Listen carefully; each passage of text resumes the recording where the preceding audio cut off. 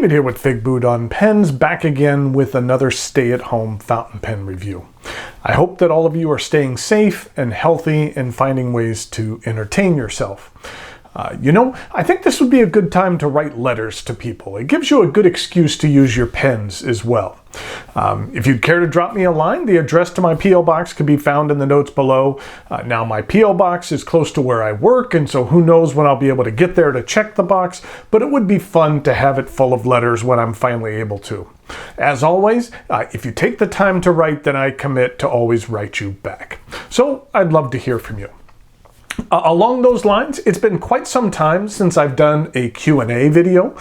If you have any questions you'd care to ask, they could be pen related or not pen related. Feel free to leave them in the comments below. I have a special video posting in the middle of this upcoming week, but the week after might be a good time for a Q&A video. So let me know what your questions might be. What I have for you today is a pen from Leonardo, and that pen is the Momento Zero Blue Hawaii. What I'm going to do today is go over the parts and features of the Blue Hawaii, talk about what I care for and what I don't care for. I'll show some measurements, size comparisons, and provide a writing sample. Thanks go out to Applebaum for providing this pen for review. I actually have a Momento Zero Blue Hawaii in my collection, which I had purchased, but it was a limited edition through a different retailer. During the comparisons near the end of this review, I'll actually show you the differences between this model and what I had previously purchased. Leonardo has really come on strong in the last year or so. It's based out of Caserta, Italy, which is in the southern part of the country, just north of Naples. And the pens are designed, produced, and assembled in their own workshop. I mentioned this during my review of their Momento Zero Grande model, but the company was started by Ciro Matrone, who was one of the founders of Delta. Along with his two children, Salvatore and Maria Francesca, the Leonardo team has produced some outstanding pens in the relatively short period of time they've been around. The pen arrives in this box.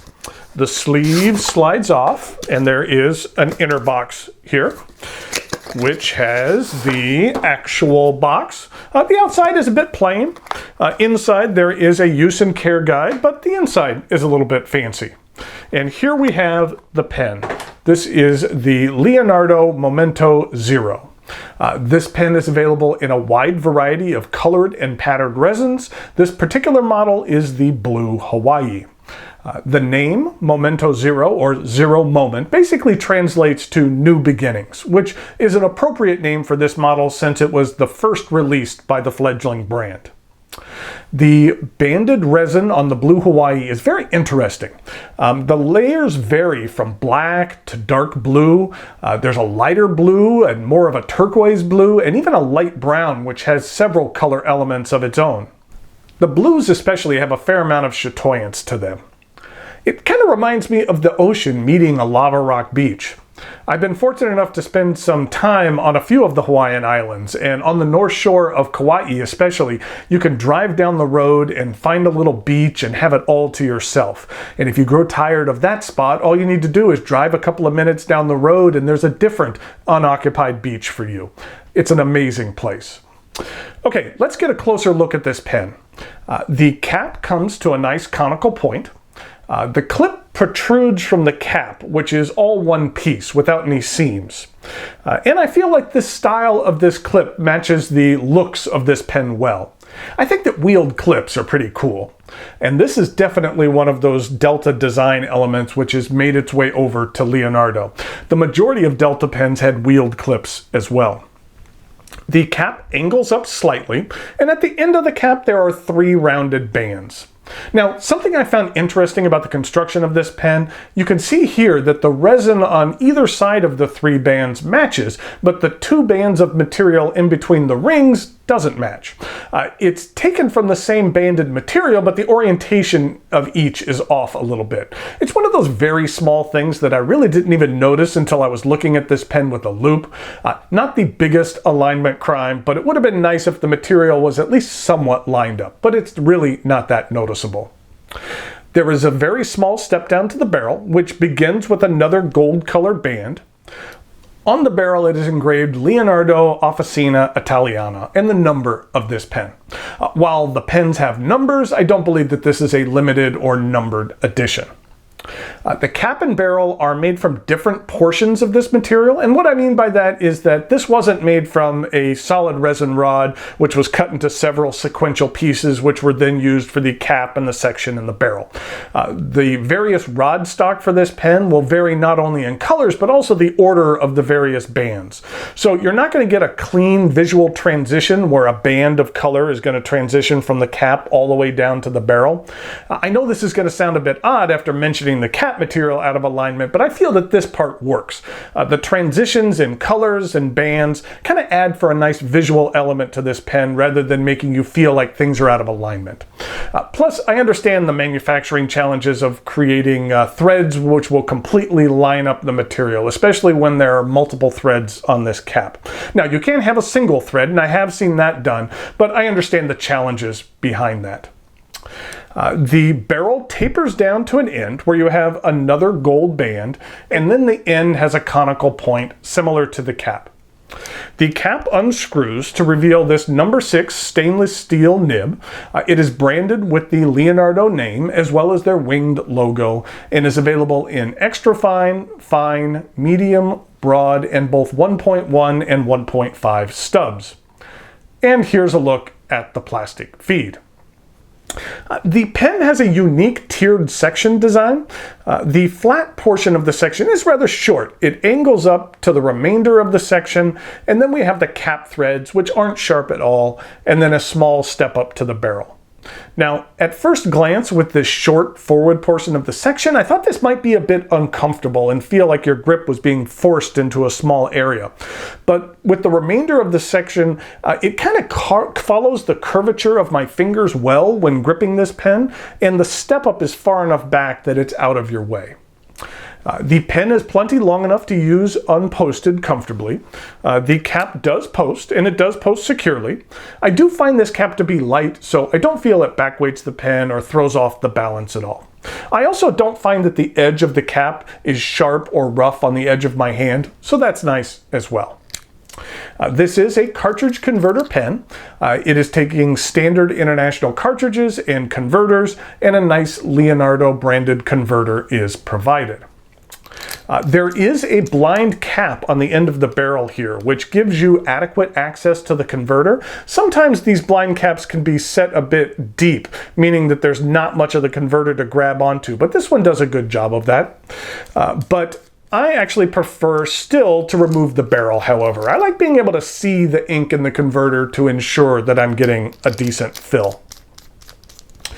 Depending on the exchange rate, the Leonardo Momento Zero models retail through Applebaum for right around $160. I'll put a link in the notes below where you can check out all of the Leonardo offerings on their site.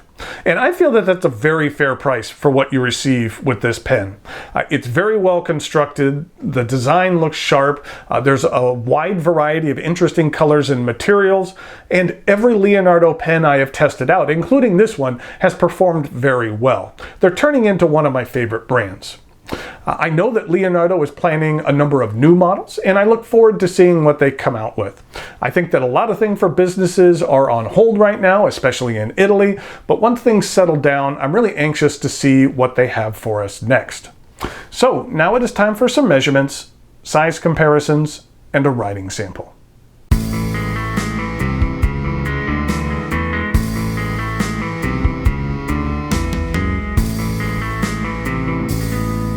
Here we go with some size comparisons for the Leonardo Momento Zero Blue Hawaii. In regard to a couple of other Leonardo pens, here we go with a Fiore, and then here it is with a Momento Zero Grande, and then finally here it is with a different Momento Zero. I think this is called like the Coral, or Red Coral, or something along those lines, but you can see there is a difference. This one has 2 bands as opposed to the Blue Hawaii, which has 3, even though they are both Momento Zero pens. In regard to a couple of non-Leonardo pens, here it is with a Visconti Homo Sapien, Then this is with a Parker Dual Fold Centennial Big Red. And then finally, something brand new from Benu. I haven't even inked it up yet, which is their Scepter. So look for a review of the Scepter coming up in the somewhat near future, but that's what it looks like in comparison to the Leonardo. In regard to some uncapped comparisons, this is what it looks like in regard to the Momento Zero Grande. Then there is the Homo sapiens. And then finally here is the Fiore.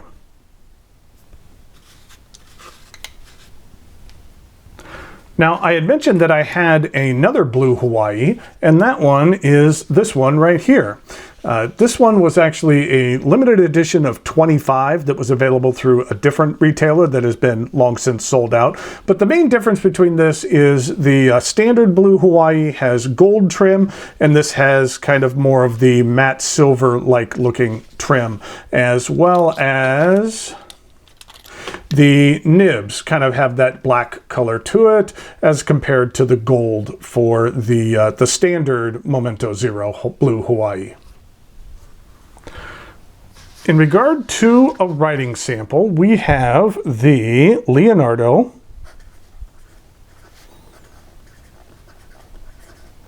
Momento Zero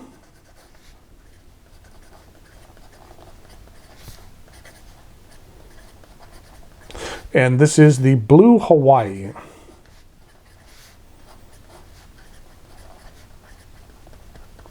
And this is a medium stainless steel nib. And the ink that I'm using here today, appropriately enough, is KWZ Hawaii Blue.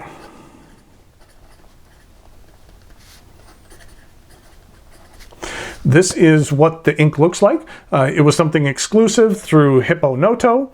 In regard to the color, it is maybe a little bit darker than Iroshizuku Konpeki, and somewhat similar to the Jeherban Kainate du Nepal, but obviously not a doesn't have any shimmer to that. This is what the ink looks like and the bottle looks like. I've always liked KWZ bottles. They're nice and large, but do be warned that the KWZ inks do have a very unique smell, and so that some people like it and some people don't mind it, but other people don't care for that. But just realize that when you open it up, if something smells a little off, it's not off, that's how they all smell. And in regard to the rest of the writing sample,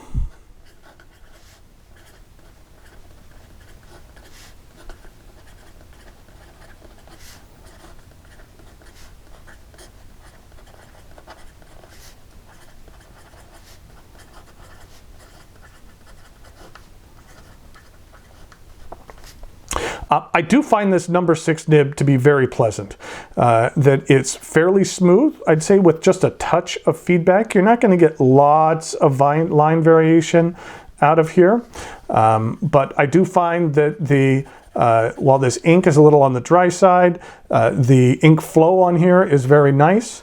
In regard to a reverse writing sample, it's actually very smooth. And in regard to some fast writing,